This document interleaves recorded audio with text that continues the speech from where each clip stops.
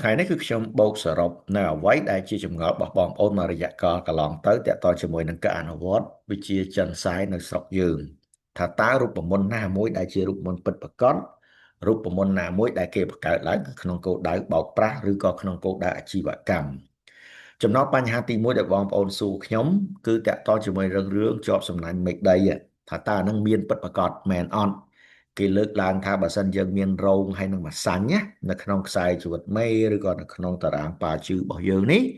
គឺបានន័យថាយើងជាប់សំណាញ់ណាយើងជាប់សំណាញ់ណាអាកន្លែងនេះគឺរូបមន្តហ្នឹងគឺគេផុសយើងនេះបងប្អូនគេផុសយើងទេហើយទី2គេថាម៉េចមានចហើយនឹងកក្នុងតារាងប៉ាជឺនេះយើងជាប់សំណាញ់ដែរអានឹងក៏គេផុសយើងដែរបងប្អូនគេផុសយើងគេផុសយើងបងប្អូនមើលករណីជាក់ស្ដែងកុំឲ្យតន់ជឿខ្ញុំបងប្អូនស្គាល់ឈិនឡុងណាឈិនឡុងគាត់មានអីគេបងប្អូនឃើញហើយគាត់មានម្សាញ់ហើយនឹងរោងហើយគាត់ជាបុគ្គលយ៉ាងម៉េចគឺជាបុគ្គលដែលទទួលជោគជ័យបំផុតក្នុងការងាររបស់គាត់តារាសម្ដែងតារាចម្រៀងដ៏មានប្រជាប្រិយភាពណាមិនស្គាល់ឈិនឡុងណាបងប្អូនណាគាត់មានឱកាសទៅសម្ដែង Hollywood ទៀតហើយទ្រព្យសម្បត្តិរបស់គាត់មានប្រមាណ400លានដុល្លារតាមការប៉ាន់ស្មានជាបឋមឃើញទេអាហ្នឹងគឺផលយើងមួយហើយទី2 Condizarай គាត់ជាអតីតរដ្ឋមន្ត្រីការបរទេសសហរដ្ឋអាមេរិកដ៏មានសក្តានុពលភាពម្នាក់បងប្អូនឃើញទេគាត់មានចហើយនឹងកលដែរបើសិនតែមានជាប់សំណាញ់បេក្ដីអញ្ចឹងគាត់មិនអាចឡើងឋានៈអញ្ចឹងទេកន្លែងហ្នឹងណាកន្លែងនេះយើងត្រូវដឹងអំពីខួបធាតុទាំង60ខួបធាតុទាំង60ខ្ញុំរៀនច្រើនឆ្នាំតាក់ទងខួបធាតុទាំង60នេះខ្ញុំរៀនលម្អិតច្រើនណាស់ជាមួយកម្ពុជាចិនសែលំដាប់ពិភពលោកដែលមានបទពិសោធន៍40ឆ្នាំ30ឆ្នាំ20ឆ្នាំជាងគ្រូដែលល្បីជាងគេនៅក្នុងវិស័យហ្នឹងដែលមានចំណេះជំនាញពិតប្រាកដខ្ញុំរៀនច្រើនឆ្នាំអត់មានគ្រូណាគេបរៀនខ្ញុំអញ្ចឹងវាអត់មានណាបងប្អូនអត់មានតាមពិតរូបមន្តនេះគឺគេប្រឌិតឡើងគឺក្នុងគោលដៅអាជីវកម្មទេគេមើលឃើញលទ្ធភាពយើងយ៉ាងម៉េចគ្រូគេមើលចិត្តសាស្ត្រលទ្ធភាពយើងកាន់តែខ្ពស់ហ៎ហើយយើងជឿកាន់តែធ្ងន់ណាគេបំភ័យកាន់តែខ្លាំងគេថាអ្នកឯងនេះជាប់សំណាញ់មេឃដីហើយបើសិនអ្នកឯងអត់ដោះទេបន្តិចទៀតណាគ្រោះថ្នាក់ចរាចរណ៍ងាប់ភ្លើងឆេះផ្ទះកូនចៅអត់អនាគតឬក៏កូនចៅធ្លាក់ខ្លួនឈឺងាប់មុនអាយុឬក៏យើងមានបញ្ហាអញ្ចេះចោះស្រេចគេបំភ័យយើងណាគេមើលលទ្ធភាពយើងកាន់តែខ្ពស់គេគោះយើងកាន់តែខ្លាំងនៅពេលដែលយើងភ័យហ្នឹងយើងសួរគេថាធ្វើម៉េចថាអូដោះសំណាញ់មេឃដីព្រោះយើងជាប់សំណាញ់មេឃដីយើងត្រូវការដោះហើយអញ្ចឹងដើម្បីដោះត្រូវទិញរបស់នេះរបស់នោះឬឲ្យយើងត្រូវរៀបនេះរៀបនោះ$10000 $5000 3000 2000 1500ឬក៏តាមលទ្ធភាពដែលគេមើលឃើញជាក់ស្ដែងអាហ្នឹងគេផលយើងណាបងប្អូនជឿដោយបញ្ញាញាណបងប្អូនជឿខ្ញុំកុំឲ្យជឿដោយឮតាមគេថាអញ្ចឹងហ៎ចំណោទបញ្ហាទី2តាក់ទងអារឿងចៅអង្គឬក៏ធ្វើ DNA គេថាបើសិនជាយើងយកសក់កញ្ចក់ឈាមធ្មេញឬខោអាវឬក៏សរីរាង្គកាយណាមួយទៅធ្វើ DNA ទៅធ្វើឲ្យយើងក្លាយទៅជាសេដ្ឋីធ្វើឲ្យយើងមានអាយុវែងធ្វើឲ្យយើងមានសុខភាពល្អធ្វើឲ្យយើងប្តីប្រពន្ធចេះស្រឡាញ់គ្នាគ្រួសារមានសុភមង្គលធ្វើឲ្យយើងមានបញ្ញាញាណអានេះគេលើកឡើងអញ្ចឹងឥឡូវបងប្អូនការរស់នៅជាក់ស្ដែងយ៉ាងម៉េចបងប្អូនកាត់សក់កញ្ចក់ឲ្យឈាមរបស់បងប្អូននេះគឺយកទៅណាគេយកទៅដាក់នៅក្នុងលូទឹកស្អុយកន្លែងចាក់សម្រាមធុងសម្រាមឬក៏ពេលខ្លះធ្លាក់ចូលក្នុងបង្គន់អនាម័យផងឧទាហរណ៍យើងងូតទឹកយើងសក់យើងមិនដាច់ចូលក្នុងលូទឹកស្អុយទេបងប្អូនអញ្ចឹងសួរថាតើអនាគតរបស់បងប្អូនហើយនឹងខ្ញុំនេះវាយ៉ាងម៉េចវាមានផលប៉ះពាល់ទេបច្ចុប្បន្នហ្នឹងវាអត់មានផលប៉ះពាល់អីផងហ្នឹងខ្ញុំនៅតែខ្ញុំបងប្អូននៅតែបងប្អូនដែរមិនអញ្ចឹងឯកឧត្តមគឺនៅតែឯកឧត្តមវាមិនមែនឯកឧត្តមមកធ្លាក់មកនៅទៅជាមនុស្សសាមញ្ញណាវាមិនអញ្ចឹងទេវាអត់មានផលប៉ះពាល់អីផងហ្នឹងមានយើងឈឺទេថាអត់មានទេអាហ្នឹងណាអាហ្នឹងគឺបានន័យថាវាអត់មានប្រសិទ្ធភាពរួចទៅហើយឥឡូវបើសិនវាមានផលប៉ះពាល់បានយើងលើកឡើងថាយើងយកអាទាំងអស់ហ្នឹងយើងយកទៅដាក់កន្លែងដែលគេអះអាងថាដីមានហុងស៊ុយអាហ្នឹងបានមានប្រសិទ្ធភាពប៉ុន្តែសំណួរសួរថាម៉េចវិញវាអត់មានរឿងអីកើតឡើងទេចម្លើយវាជារឿងមួយដែលគេកុហកយើងឯងបងប្អូនពិចារណាមើលបើយើងធ្វើចៅអង្គទទួលជោគជ័យមែនធ្វើឲ្យយើងខ្លាចទៅជាស្ថិយមែនណានៅចិនគេផ្អើលទៅធ្វើគ្រប់គ្នាហើយនៅសិង្ហបុរីគេផ្អើលទៅធ្វើគ្រប់គ្នាហើយនៅម៉ាឡេក៏អញ្ចឹងនៅតៃវ៉ាន់ក៏អញ្ចឹងនៅហុងកុងក៏អញ្ចឹងដែរព្រ ពួកគេជ្រួតជ្រាបជាងយើងទៀតគេរត់ទៅធ្វើទាំងអស់គ្នាបងប្អូនទៅសិង្ហបុរីមកមានប្រមាណគេទៅធ្វើអាហ្នឹងវាអត់មានចុះមានតែស្រុកយើងអាហ្នឹងគេថាអាហ្នឹងបងប្អូនត្រូវគិតឡើងវិញកន្លែងនេះកុំឲ្យជឿការឃោសនាឬក៏ការបំផុសបំផុលរបស់បងប្អូនមួយចំនួនដែលគាត់មានចេតនាអាជីវកម្មអញ្ចឹងអាជីវកម្មចាស់គេផោយើងណាបងប្អូនគេផោយើងណាហើយបងប្អូនខ្លះមករយៈកាលកន្លងទៅធ្វើទៅធ្វើទៅអត់មានឃើញអីប្រែប្រួលទេវាធ្លាក់ជាងដើមទៀតឆ្ងល់ទៅជួគេដល់ទៅជួគេគេបញ្យល់ថាម៉េចណែជួយប៉ុណ្ណឹងបានណាជួយប៉ុណ្ណឹងគ្រាន់បើហើយបើអត់ធ្វើអាហ្នឹងណាត្រូវគ្រោះថ្នាក់ចរាចរណ៍ងាប់បាត់ហើយឬក៏ចូលគុកបាត់ហើយឬក៏ធ្លាក់ខ្លួនជើងងាប់បាត់ឥឡូវបានប៉ុណ្ណឹងគ្រាន់បើហើយគេមានតែនិយាយតែភាសាហ្នឹងទេគេមានតែនិយាយភាសាហ្នឹងទេអាហ្នឹងគឺជារូបមន្តបោកប្រាស់លោកគ្រូហ៊ានលើកឡើងអញ្ចឹងទី3អារឿងបំផ្ទុះលៀបនេះរឿងបំផ្ទុះលៀបនេះគឺណាយើងអត់ធ្វើអីសោះហើយយើងទៅបំផ្ទុះលៀបចាំម៉ោងចាំវេលាដើម្បីខ្លាយទៅជាសទ្ធិហ្នឹងបើគេធ្វើបានផលគ្រប់គ្នាគ្រូហុងស៊ុយគេមិនឆោតប្រាប់យើងទេគេលួចធ្វើស្ងាត់ស្ងាត់តែឯងហ្នឹងនរណាដែលទៅចែកអាចកំបាំងលៀបដល់គេនោះវាអត់មានទេបងប្អូនវាអត់មានចារូបមន្តនេះគឺជារូបមន្តមួយដែលគេផយើងដែរ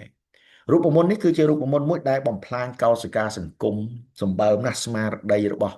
ប្រជាពលរដ្ឋសម្បើមណាស់ធ្វើឲ្យបងប្អូនគឺលែងជឿជាក់លើខ្លួនឯងជាខ្លាំងណា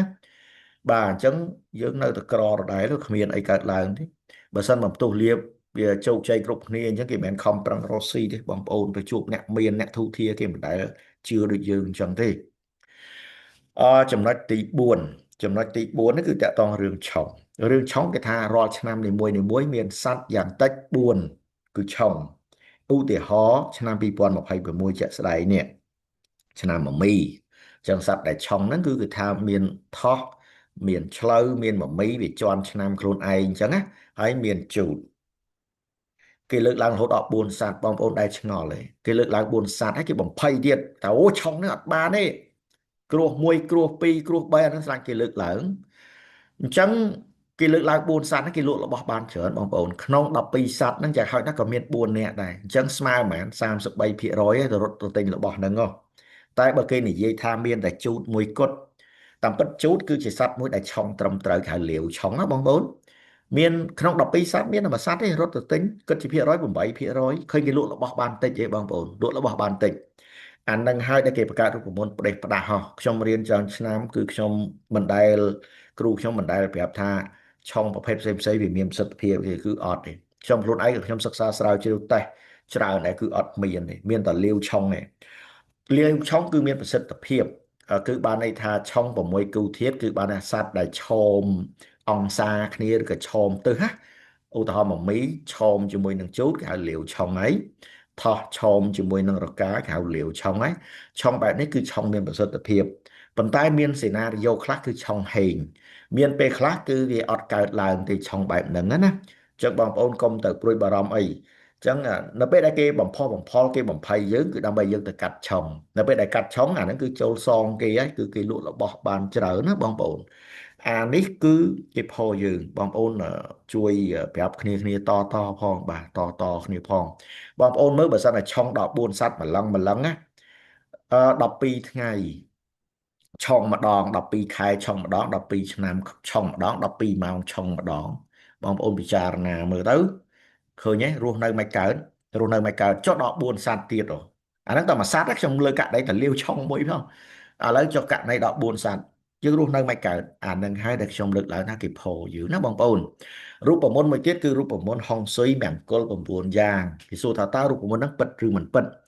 អារូបមន្តនេះគឺរូបមន្តដែលគេប្រឌិតទេមែនតែនខ្ញុំមិនមែនជារូបមន្តហុងស៊ុយលំនាំដើមទេមិនមែនរូបមន្តហុងស៊ុយលំនាំដើមទេបងប្អូនណាកាលលោកគ្រូរៀនដំបូងក៏លោកគ្រូអានសភៅគឺជួបអាករណីនឹងច្រើនដែរហើយលោកគ្រូជឿដំបូងឡើយណាប៉ុន្តែដល់ពេលលោកគ្រូរៀនជ្រៅទៅគឺបានន័យថារូបមន្តនេះគឺជារូបមន្តដែលមិនពិតទេគឺគេគ្រាន់តែប្រឌិតក្នុងគោលដៅគេលក់របស់របរទេឧទាហរណ៍ទិសអាគ្នេយ៍គឺទិសទ្របអ្នកឯងចង់មានទ្របឯងទិញកឡទ្របមកដាក់មកហើយទិសខាងត្បូងគេឈ្មោះចង់គេឈ្មោះចង់ឲ្យគេឈ្មោះយើងវាល្បីល្បាញលឿនសុសសាយអញ្ចឹងគេស្គាល់ច្រើនអញ្ចឹងទេទិញសេះ8សេះ9ដាក់ទៅវារត់លឿនអញ្ចឹងណា បាទហ្នឹងគឺគេផយើងឯងបងប្អូនពិចារណាមើលអាបង្គោល9យ៉ាងនេះកន្លែងណាក៏ល្អដែរចុះបើយើងដាក់បន្ទប់ទឹកនៅចំកន្លែងហ្នឹងយើងមិនប៉ះពាល់គ្រប់ករណីទាំងអស់ឃើញទេអារូបមន្តនេះគឺជារូបមន្តដែលគេបង្កើតឡើងក្នុងគោលដៅអាជីវកម្មដែលយើងរៀនឲ្យជ្រៅបានយើងដឹងថាហ្នឹងគេផយើងដែរបាទគេផយើងដែរលោកគ្រូបានអានសភៅច្រើនហើយសភៅពីរក្បាលនេះគឺជាសភៅមួយគេសរសេរដើម្បីបម្រើផលប្រយោជន៍ការលក់របស់របរហ្នឹងណាបងប្អូនបាទអញ្ចឹងកុំសូវជឿពេកបងប្អូនកុំសូវជឿពេកហើយគេលក់របស់របរគេថាដាក់អានេះដាក់អានោះអញ្ចឹងទៅសរុបមករូបមន្តទាំងប្រមាណដែលខ្ញុំបានរៀបរាប់ខាងលើគឺក្នុងគោលដៅតែអាហ្នឹងឯងតែមួយឯងសួរដាក់អាហ្នឹងវាមានប្រយោជន៍អត់អាហ្នឹងគ្មានទៅជួយអីបានទេអានេះដាក់យូរទៅដូចជាកន្លែងដែលសារៈមន្ទីរតាំងបៃលុកបៃលអញ្ចឹងប្រដាប់ក្មេងលេងបងប្អូនវាអត់មានប្រសិទ្ធភាពអញ្ចឹងទេបើមានប្រសិទ្ធភាពមែនគេដាក់អញ្ចឹងគេមានគ្រប់តែគ្នាហើយគេមានគ្រប់តែគ្នាហើយបងប្អូនខ្មែរយើងឈូឆរទៅទិញអាហ្នឹងគឺយើងជាប្រទេសដែលកំពុងអភិវឌ្ឍយើងជាប្រទេសដែលមិនមានទេហើយយើងខំប្រឹងចំណាយលុយអញ្ចឹងយើងមិនប្រទេសផលិតប៉ុណ្ណឹងណាលុយរបស់យើងគឺហូរចេញទៅក្រៅដែលអត់ដឹងខ្លួនណាបងប្អូនខ្ញុំឃើញខ្ញុំមិនដឹងចេះប្រាប់ទៅហើយដាក់អីគេពាក់ខ្សែកម្មអីណាអីគិញគក់ពំកាក់អីកែពំកាក់អីចឹងណាបាទហ្នឹងគឺជារឿងមួយដែលគេគូហកទេបងប្អូនណារឿងហុងស៊ុយដែលត្រឹមត្រូវនេះគឺជាអ្វីហុងស៊ុយគឺតាក់ទងរឿងទិសយើងកំណត់ទិសត្រូវបានន័យថាយើងទាញកម្លាំងទឹកហើយនឹងខ្យល់ហ្នឹងគឺមកជួយយើងទាញលំហពេលមកជួយយើងហើយកន្លែងហ្នឹងគឺគេឲ្យឈ្មោះថាឈីអញ្ចឹងបានគ្រូចិនសាយគឺគេត្រូវប្រើប្រាស់ឡផានដើម្បីវាស់ទិសនឹងឯងឲ្យបានត្រឹមត្រូវឬក៏ប្រើត្រីវិស័យផ្សេងហើយអាហុងស៊ុយលំនាំដើមដែលភាសាអង់គ្លេសថា classical feng shui ខ្មែរខ្ញុំសូមបកប្រែថាហុងស៊ុយលំនាំដើមនេះគឺអត់មានតកតងការលក់របស់របរទេអាហ្នឹងណាកាលណាចាស់ប្រាក់ពីហ្នឹងបានន័យថាគេបង្កើតឡើងគឺក្នុងគោលដៅអាជីវកម្មទេសភៅដែលបងប្អូនអានកុំឲ្យសូវជឿពេកយើងត្រូវយល់អំពីវត្ថុបំណងអ្នកនិពន្ធហើយនឹងអាជីវកម្មគេពីក្រោយខ្នងផងណាបងប្អូនបាទសេចក្តីអធិប្បាយរបស់ខ្ញុំសរុបមកវិញគឺតែប៉ុណ្្នឹងជាការបូកសរុបបងប្អូនមានចម្ងល់អីអាចសួរខ្ញុំបានដោយសេរី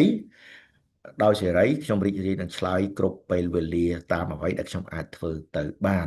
បងប្អូនជួយ share ផងដើម្បីបងប្អូនខ្មែរយើងផ្សេងគាត់មានឱកាសមើលឃើញដែរកុំឲ្យចាញ់បោកគេបងប្អូនអើយខ្មែរយើង